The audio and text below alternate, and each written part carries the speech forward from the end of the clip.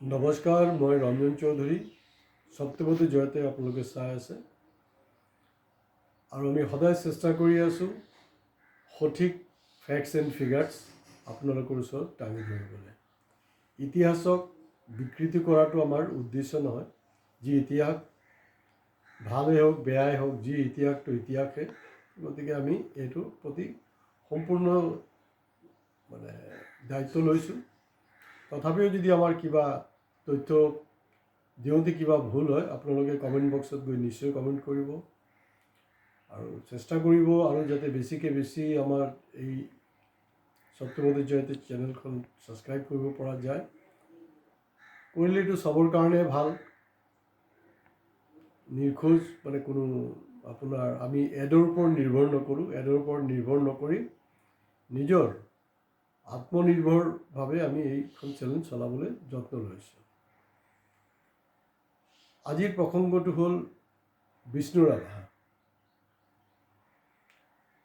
বিষ্ণু ৰাভাৰ সম্পৰ্কে কিছু নতুন কথা মই ক'ব বিচাৰিছোঁ, কাৰণ ইতিমধ্যে পেপাৰ চেপাৰে ওলাইছে, বহুত ধৰণে লিখিছে, ভাল কথা।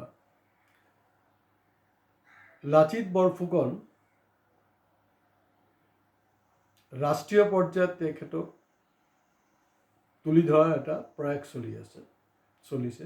তাক আমি ভাল পাইছোঁ, কোনো বেয়া কথা নহয়। ভূপেন হাজৰিকাৰ মৃত্যুৰ পিছত ভাৰত ৰত্ন দিয়াৰ পৰা আৰম্ভ কৰি তেখেতকো অলপ নেশ্যনেল লেভেলত ল'বলৈ চেষ্টা কৰা হৈছে, ভাল কথা। যিকোনো ভাল মানুহ ভাল কামৰ স্বীকৃতি পাব লাগে, কিন্তু বিষ্ণু ৰাভা ৰাষ্ট্ৰীয় পৰ্যায়ত যি ধৰণৰ স্বীকৃতি পাব লাগিছিলে সেইটো পোৱা নাই, আৰু সেইটো কাৰণে কোনো এটা চৰকাৰে প্ৰয়াসো ঠিক তেনেকৈ কৰা নাই।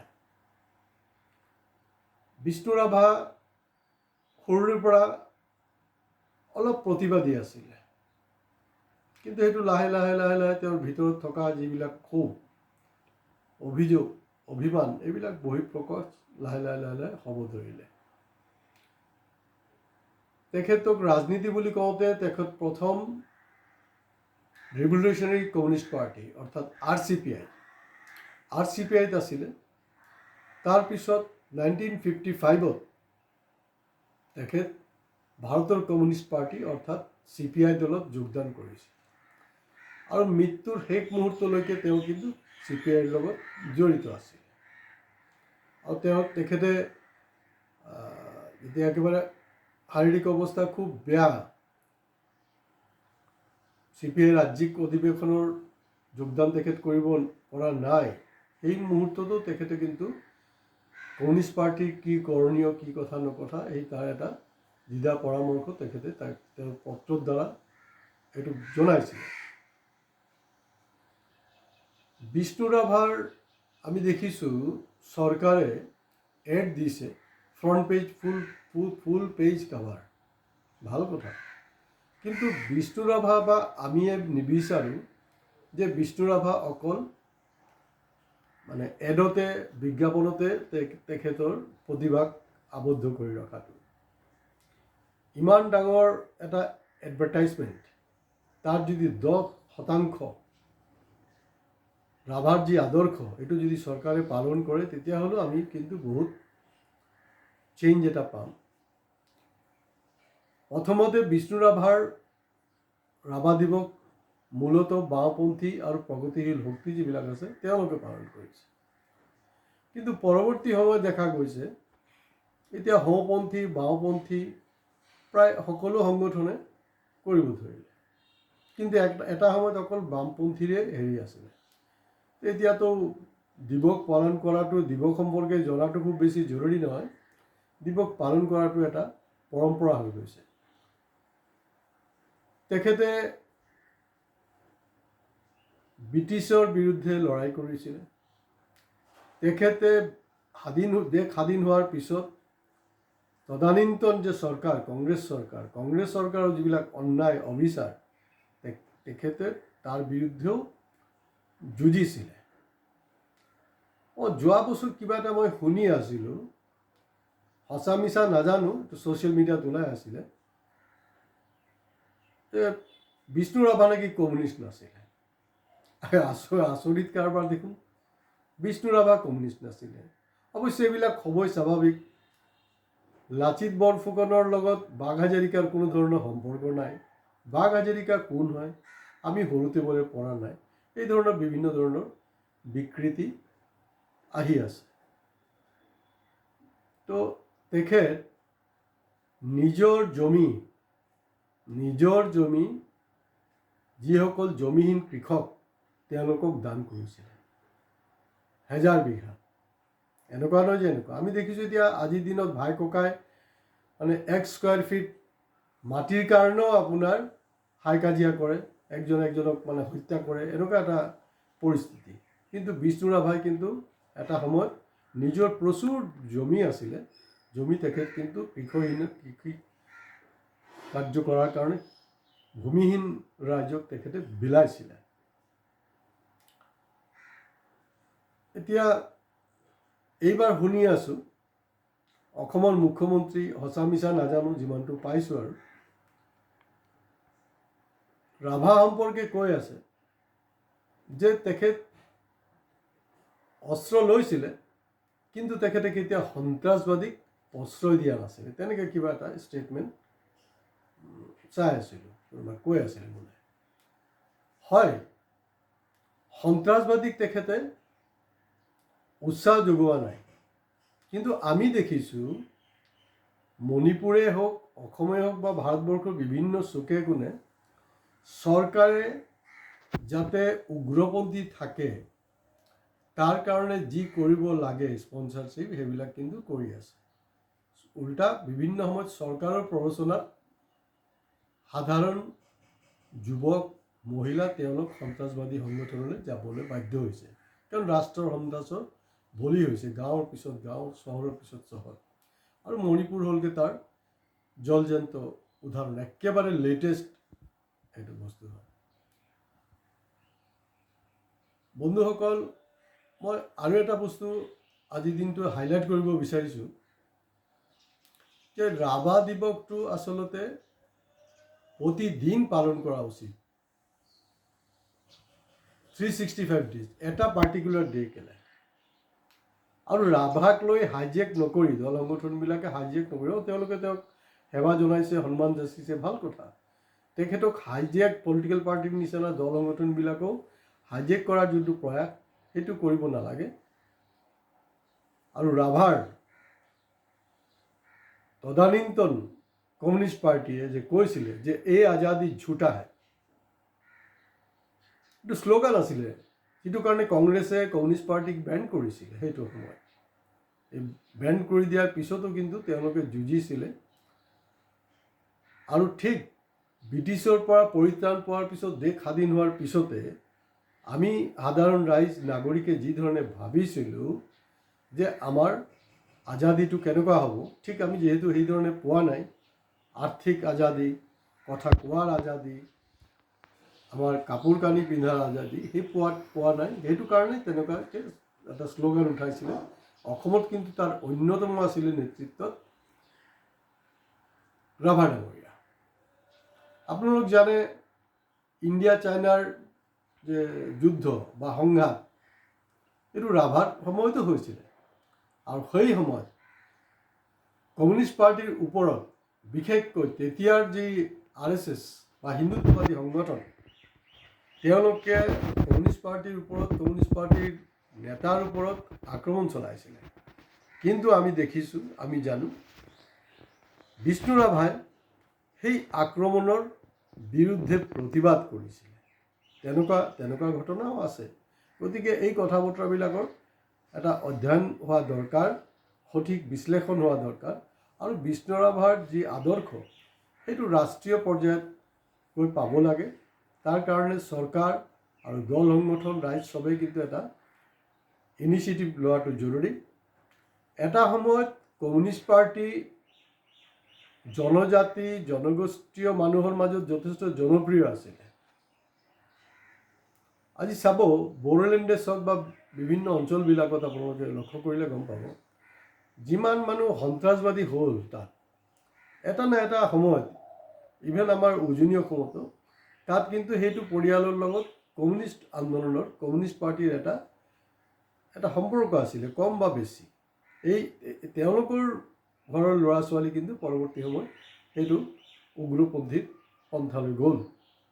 তেওঁলোকৰ অৰিজিনেল বেকগ্ৰাউণ্ড যদি আপোনালোকে চালি জাৰি চাব, বহু ওলাব তেনেকৈ তেওঁলোক অৰিজিনেল বেকগ্ৰাউণ্ড যোনটো আছিলে তেওঁলোকৰ পূৰ্বপুৰুষক কমিউনিষ্ট আন্দোলনৰ লগত কোনোবা না কোনোবা এটা হেৰিৰ লগত তেওঁলোক জড়িত আছিলে। এতিয়া আমি দেখিছোঁ যে জনজাতিকৰণক লৈ কমিউনিষ্ট পাৰ্টিবিলাকে দাবী উত্থাপন কৰিছে, কিন্তু সেই দাবীৰ প্ৰতি কিন্তু জনজাতি মানুহবিলাকৰ খুব এটা সঁহাৰি নাই। কাৰণ ইতিমধ্যে বিভিন্ন জনগোষ্ঠীয় মানুহবিলাকক তথাকথিত সংগঠনে কিন্তু অলৰেডি হাইজেক কৰি লৈছে, আৰু এণ্ড অফ দি ডে যিটো কাৰণে আজিলৈকে জনজাতিকৰণ পোৱা নাই। সেইবিলাক খুব চিন্তনীয় বিষয়। আৰু এটা উন্নয়ন পৰিষদ কৰি দিয়াৰ যোনটো এটা চক্ৰান্ত চৰকাৰৰ, তাত প্ৰচুৰ টকাৰ গ্ৰেণ্ট চেংচন কৰা, গ্ৰেণ্ট চেংচন কৰি তাত অপব্যৱহাৰ কৰা আমি দেখিছোঁ বিভিন্ন সময়ত। তো গতিকে উন্নয়ন পৰিষদ এটা গঠন কৰা, তাত টকাৰ ফাণ্ড দিয়া, আৰু ইণ্টাৰেষ্টিং হ'ল কংগ্ৰেছেই হওক বা বিজেপিয়েই হওক, যোনে যেতিয়াই চৰকাৰত থাকিব তেতিয়া দেখা গৈছে যে সেই মানে ধুৰন্ধৰ মানুহবিলাক গৈ তাত দখলটো লয় আৰু দখল লৈ লুণ্ঠন কৰি আছে। গতিকে ইমান পৰিষদ চৰিষদ আচলতে দৰকাৰ নাই। যদি এটা ৰাজ্যৰ সৰ্বাংগীন মংগল বিচাৰে, গভৰ্ণমেণ্টৰ নিজৰ এটা ছিংগল এজেণ্ডা হ'ব লাগিব, যেনে মই অভাৰঅল এটা ডেভেলপমেণ্ট কৰাৰ কাৰণে আমি প্ৰয়োগ কৰিম, আমাৰ হাতত এটা প্ৰজেক্ট থাকিব লাগিব, অহা 5 বছৰ আমি এইটো কৰিম। কিন্তু সেইটো নাই, বিভিন্ন লোকক লৈ কৰা হৈছে। আৰু বাওঁপন্থীবিলাকক মোৰ এটাই নিবেদন, তেওঁলোকৰ ৰাভা দিৱস পালন কৰিছে, হয় তেওঁলোকৰ কোনো হেৰি হোৱা নাই, তেওঁলোকে আৰম্ভণিৰ পৰা ৰাভা দিৱস পালন কৰিছে, ৰাভাৰ আদৰ্শক তেওঁলোকে কম বেছি হ'লেও চলি আছে। কিন্তু কোনোবাই যদি ভাবে যে মই কোনো জনগোষ্ঠীক বা হেৰিক যদি মই ইলেকশ্যনত খাৰা কৰি দিওঁ তেতিয়াহ'লে আমি আগবাঢ়ি যাব পাৰিম কমিউনিষ্টসকল, এইটো আচলতে ভুল ধাৰণা। যদি কমিউনিষ্টসকল অসমত আকৌ ৰিভাইভ কৰিব বিচাৰে, মই ভাবোঁ দেই, আপোনালোকৰ দ্বিমত হ'ব পাৰে, ৰিভাইভ যদি কৰিব বিচাৰে তেতিয়াহ'লে বিভিন্ন জনগোষ্ঠীয় জনজাতি যি মানুহ আছে, ট্ৰাইবেল মানুহ আছে, তেওঁলোকৰ ওচৰ চাপিব লাগিব, তেওঁলোকৰ যি সমস্যা আছে সমস্যাৰ বুজ ল'ব লাগিব, আৰু তাক লৈ যদি আপুনি ধাৰাবাহিক আন্দোলন কৰে, নেচাৰেলি যোনটো আপোনালোকৰ এতিয়া বৰ্তমান টাৰ্গেট পাৰ্লামেণ্টাৰী ডেম'ক্ৰেচিত, সেইটোত কিন্তু আপোনালোকৰ কৃতকাৰ্য হ'ব। আৰু চৰকাৰৰ ওচৰত মোক এটাই নিবেদন, ৰাভাৰ ফুল পেজ এড নিদি, ইয়াততো মই ভাবোঁ যে চৰকাৰৰ বহুত টকাৰ অপচয় হয়। আৰু অৱশ্যে এইবিলাক এডতো দৰকাৰো আছে, নহ'লে নাকি লগাব কেনেকৈ পেপাৰৰ মালিকবিলাকক, সেইটো এটা ডাঙৰ কথা। এড দি আপোনাৰ পেপাৰৰ মালিকবিলাকৰ নাকি লগোৱা হৈছে, যি কাৰণে মূল কথাবিলাক পেপাৰলৈ নাহে। আৰু বিষ্ণু ৰাভা হয়, তেখেতে সন্ত্ৰাসবাদীক প্ৰশ্ৰয় দিয়া নাছিলে, কথাটো ঠিকেই কৈছে মুখ্যমন্ত্ৰী ডাঙৰীয়া।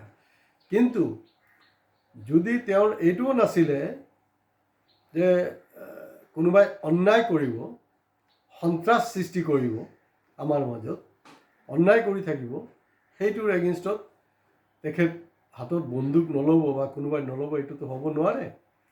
সন্ত্ৰাসবাদীক তেওঁ উচতনি দিয়া নাই, হাতত বন্দুক লৈছিলে ভাবুকি দিয়াৰ কাৰণে, ভয় দেখুওৱাৰ কাৰণে। তো সেই কথাবিলাকো আচলতে অলপ মুখ্যমন্ত্ৰী ডাঙৰীয়া বিস্তৃতভাৱে কোৱা হ'লে ভাল আছিলে। গতিকে কেতিয়াবা কোনোবাই কৈ দিলে যে বিষ্ণু ৰাভা কমিউনিষ্ট নাছিলে, আচৰিত কাৰবাৰ। এতিয়া বাওঁপন্থীবিলাকে বুৰঞ্জীত ষ্টাব্লিছ কৰিব লাগিব তেওঁ কমিউনিষ্ট পাৰ্টিত আছিলে। 1955তো বিষ্ণু ৰাভা ডাঙৰীয়া ভাৰতীয় কমিউনিষ্ট পাৰ্টি CPI দলৰ সদস্য হৈছিলে।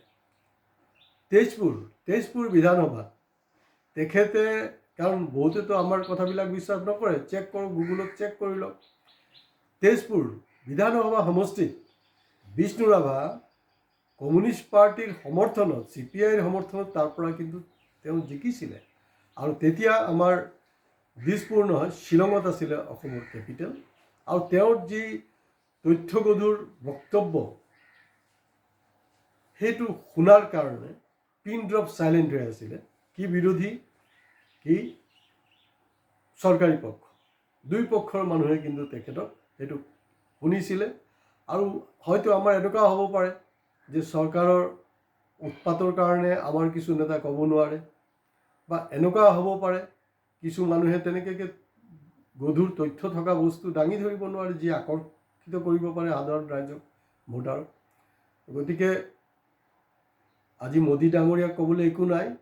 তো আমাৰ অসমৰ মামাজীক মই এটাই ৰিকুৱেষ্ট কৰিম, তেখেতৰ যোনটো আদৰ্শ, তেখেতৰ আদৰ্শ আছিলে যে তেখেত নিজৰ জমি আনক বিলাইছিলে।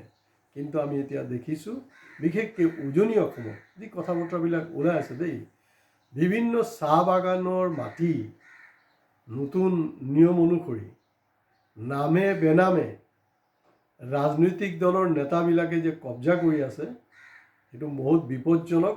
তো গতিকে মুখ্যমন্ত্ৰী ডাঙৰীয়াৰ ওচৰত মোৰ এইটোৱে আবেদন, যাতে চাহ বাগানৰ জমি নামে বেনামে যে ইতিমধ্যে বহু বিক্ৰী হৈছে সেইবিলাক কেঞ্চেল কৰিব লাগে।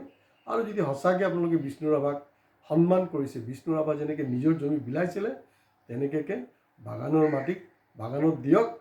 নহ'লে কিন্তু এই ধৰণে চলি থাকিলে মাটি যেতিয়া কমি আহিব, আমাৰ চাহ জনগোষ্ঠীৰ অৱস্থা বেয়া হ'ব। এনেই টি মাৰ্কেট বেয়া হৈ আছে, তাৰ পৰা নতুনকৈ কিন্তু চাহ বাগানৰ পৰাও নতুনকৈ সন্ত্ৰাসবাদী সৃষ্টি হ'ব। যাতে এইটো হ'ব নোৱাৰে তাৰ কাৰণে আপোনাৰ প্ৰতি মোৰ বিনম্ৰ অনুৰোধ থাকিল। ধন্যবাদ। আজি ইয়াতে শেষ কৰিছোঁ।